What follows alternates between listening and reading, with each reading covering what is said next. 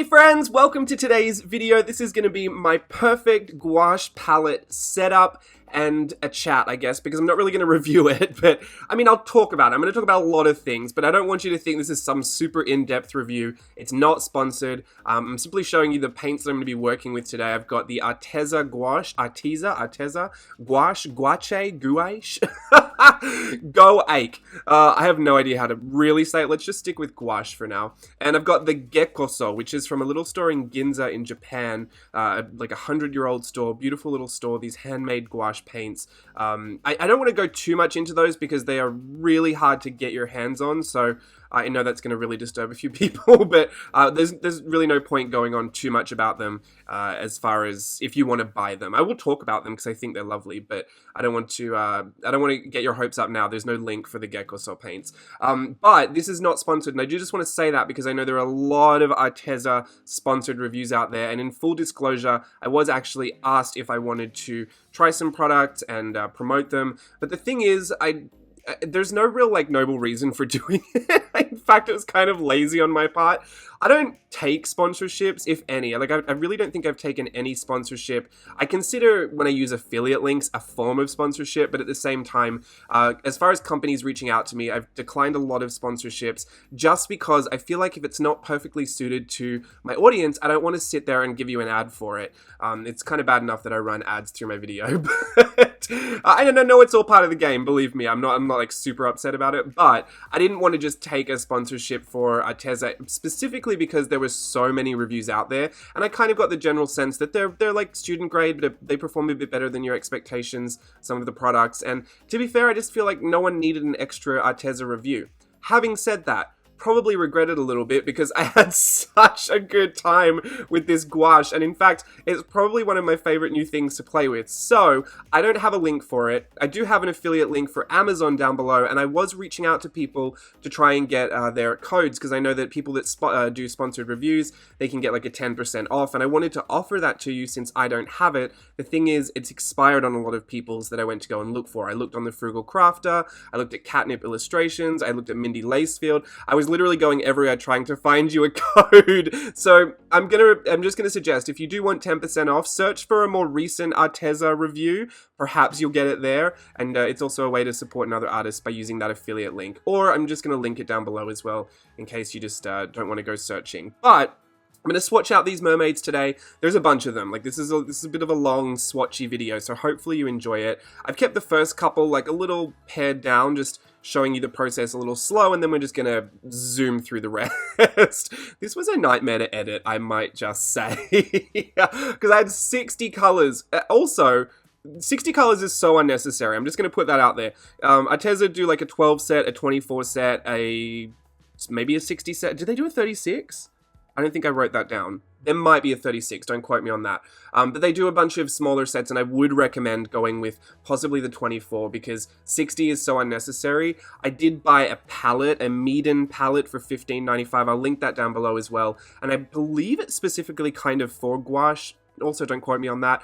I'm thinking it's specifically for gouache because it's a palette that you kind of want your paints to stay in, and the wells are designed kind of like, they're like little scoops, and yeah, there's a whole mixing palette extra inside there. It's beautiful. It holds 33 colors. It's only $15, so if you are looking for that, or if you just want more of a permanent watercolor palette, I will just say these things do react with water, but when they dry up, they're going to dry up like watercolor, and in fact probably just crack a little bit more and kind of roll around in your pan. So that's why I like that palette specifically, because it completely closes, and with that extra little mixing lid in there, like the mixing tray, nothing's flying around in there, so they kind of all stay where they're supposed to, because gouache will dry up and will kind of crack and move around on you when it's dried up. And I'm talking about traditional gouache here, not acrylic gouache. We need to talk about how they're different too. Wow, there's just so much to talk about. Am I going to get through this? Who knows? So the regular gouache that we're looking at here, let's just do a price breakdown. I only use a few different kinds of gouache. This and the Gekoso, so all the ones that went into the palette today are regular gouache, which means they're re-wettable. That's not a word, maybe? It is now. They can be re-wet, reactivated with water is what I should probably say, much like watercolor. And the reason you'd probably want to use gouache is if you're looking for the benefits of watercolor in the sense that you could dry it out and leave it in a pan. It's easily reactivated with water, you know, I guess kind of those reasons. And well, something that could be sheer and something that also could be opaque, that's probably why you'd want to choose gouache, because traditionally it's used for how opaque it is. And I consider it just a really densely packed watercolor, because a lot of the time, the hardest thing to do with gouache is to mix the consistency right. You kind of want it like mud. The word gouache actually comes from the Italian guazzo, which is for mud, is what I'm reading on Wikipedia right now. Did I sound smart when I said that? Honestly, tried to pass that off like I knew that. Why would I even know that? No, totally on Wikipedia. But I thought it was an interesting point because you do kind of want it like a wet mud in the sense that it's not super liquid, like it's not going to drip, but you don't want it to keep its shape. You don't want to be able to see the lumps in it. And that's the consistency that you want to use it at. If you use it too wet, it's just going to be like a watercolor and just kind of be sheer. And at that point, you might as well just use your watercolor. Unless you like gouache, I don't know. But it doesn't give you all of those beautiful watercolor effects. It's just kind of be like sheer washes that will layer on top of each other. But if you use it really thick, it will crack. And a few times in this, I didn't get the consistency right, and it did actually crack. And what's worse is if you use it on top of another gouache, and you know, if it's not sunk into the paper, if there's a bit of a barrier between that substrate, it will crack off completely. Like you could just chip it off. So gouache is tricky, and I'm not going to lie about that. I think that's why a lot of people don't want to be near it, but it's so great for a flat lay of color. The reason I'm doing a different, like light backgrounds and dark backgrounds is to show you that even though it is flat, that doesn't mean that every single color is as opaque as the other one. So sometimes I think in reviews, we can get a little sidetracked by the things that actually do work really well and forget to mention some of the things that don't work really well, which is also another reason it's hard to do sponsored reviews because it feels bad when a company wants, you know, they want to sponsor you and you have to say something negative. I like to avoid that at all costs because I'd feel bad. You can see the little bra chipped off there. Totally my fault. But yeah, the fact that the colors aren't all the same opacity might annoy some people. I just think it is what it is. I mean, in every brand, there's going to be inconsistencies between colors because the pigments are different. It's a chemical reaction that happens.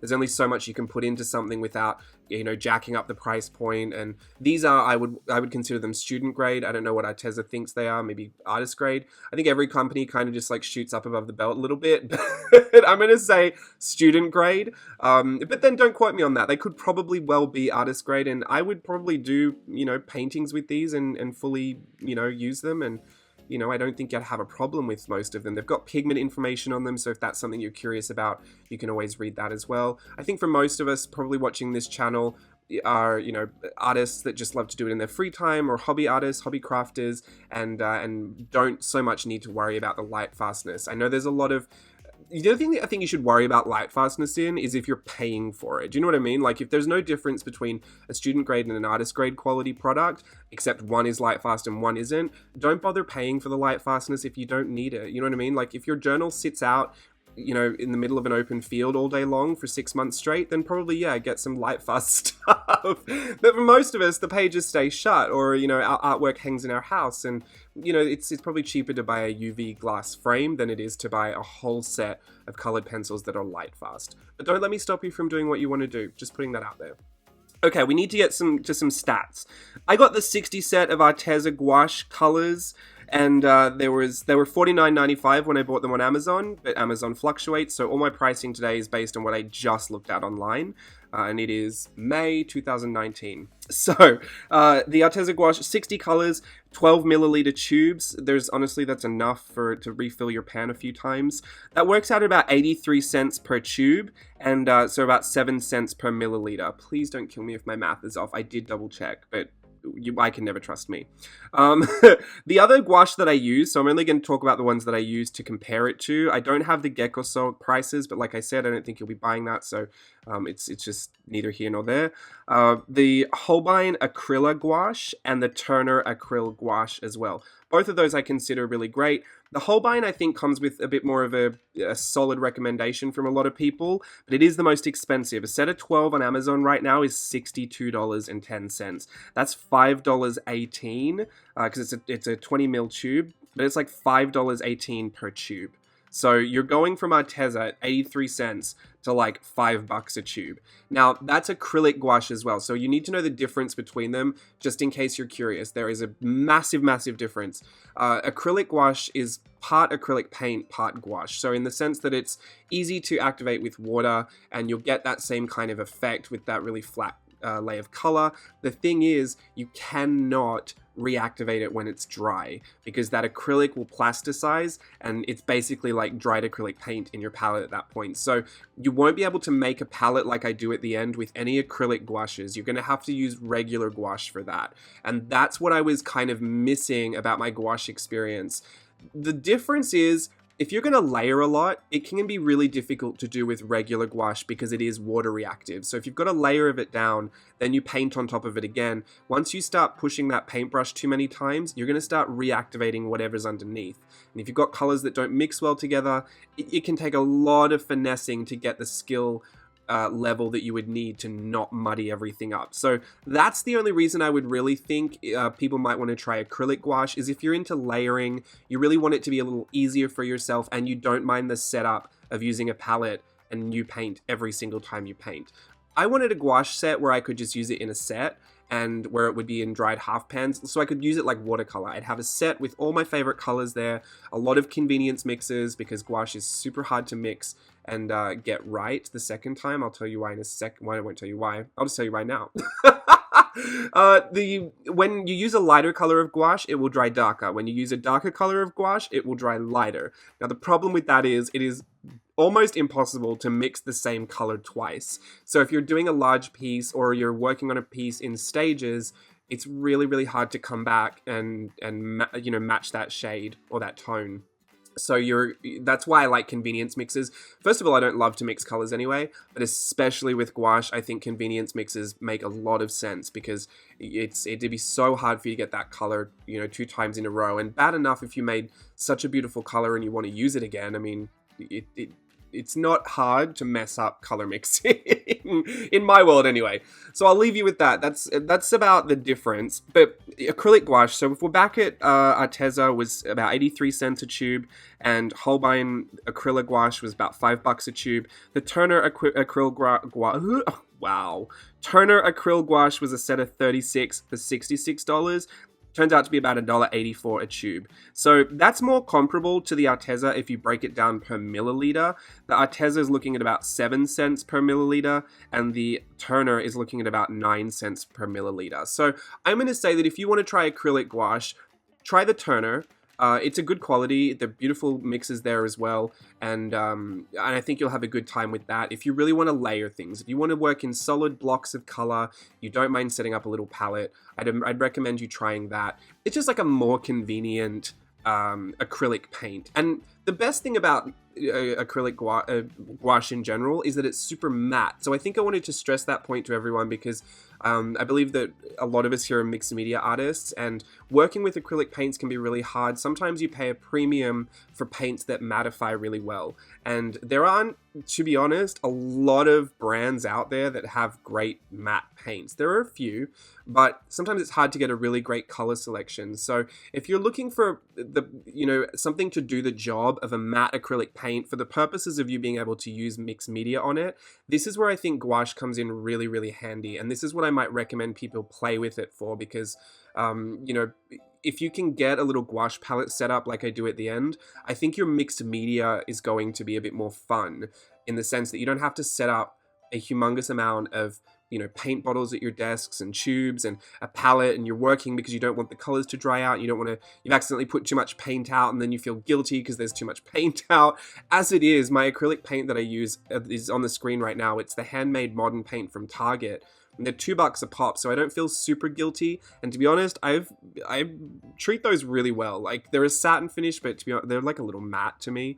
But they're not truly matte. So some products don't work well over the top of them. A lot do, especially if you shear it down with a little bit of water. But yeah, if you're gonna bother with the mixed media stuff and you just think it's too cumbersome to get all of your acrylic paints out, making a little gouache palette for yourself might be a good way to go. And if you've got friends in your area, oh, that's obnoxious. I don't know if you heard that. My sound is on and my Etsy makes this terrible, the notification when my Etsy order, like an Etsy order comes through is like cha-ching. It used to make me feel really good. Now it just makes me feel stupid. Anyway, sorry about that. I don't know if you'll be able to hear it, but that's just what happened. So I want to stress all of those things to you. Gouache is really, really fun. There's a steep learning curve to it because mixing the right water to paint ratio can be a little difficult. I think if you just remember, you don't want it to drip, but you don't want it to have any body. You want it to have that medium kind of a flow. You'll get a really good feel for it. Gouache is also really great for working on dark backgrounds because of that super heavy pigment load, and the colors show up really, really beautifully on dark backgrounds. So if you're wanting to experiment with more of those techniques, it is fun to experiment with those techniques because I think a lot of the time we're so used to working from light to dark. Sometimes completely flipping the script and working dark to light can be a really fun challenge for you and can really make you think outside the box a little bit. And I think that's even if you're not going to create anything you want to keep after it, any creative exercise that gets you moving and thinking and creating in a different way is of benefit to your process, I reckon. So I'll leave that with you. The thing that I want to say about this 60 set is that it's a ton of convenience mixes. Some colors don't super look different to other colors, although I do notice the difference, but it's, honestly just a few shades, or one might be a cool tone, one might be a warm tone.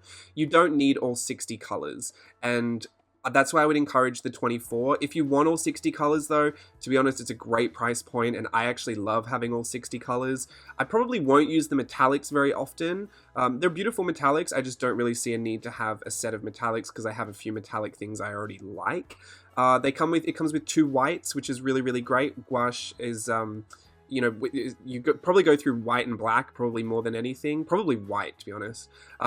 White gouache is super heavy loaded with pigment as well, so it's really great to put on your final highlights and details. And gouache is super versatile in the sense that you could also mix it really, really light and use an airbrush, where you can flick it all over your page, or, you can use it to almost as like a liner. If you've got a really fine liner brush and you want to line an illustration or something, gouache is really great for that as an alternative to ink if you want to use a certain color.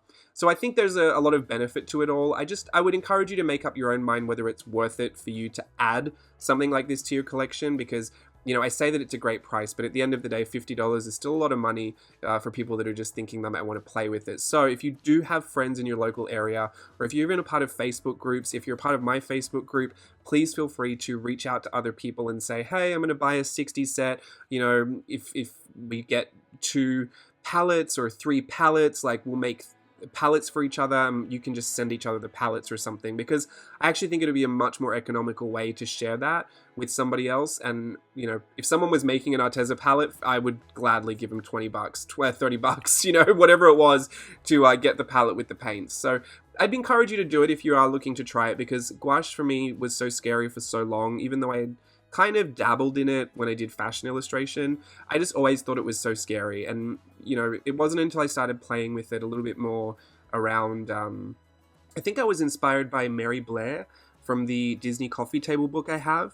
I think they called They Drew as They Pleased, Art Through the Disney Golden Age, something like that. It's listed in my Amazon lists if you want to go and check that out. But she was, and even this mermaid swatch piece it has its roots in that Mary Blair illustration, where it was like this really quick circle, like dark circle in the back, and then she painted a gouache mermaid on top. So taking complete straight reference from that, and I think seeing how she used it, she just has a skill, a mastery of it. I would love to get there, and I think I've feared it for so long for no real reason. Yes, it's a little bit of a learning curve, but honestly, so is everything. Everything you pick up that you've never tried before, you're going to have to learn. So I want to kind of destigmatize it. Is that a word? This whole video has just been like maybe words.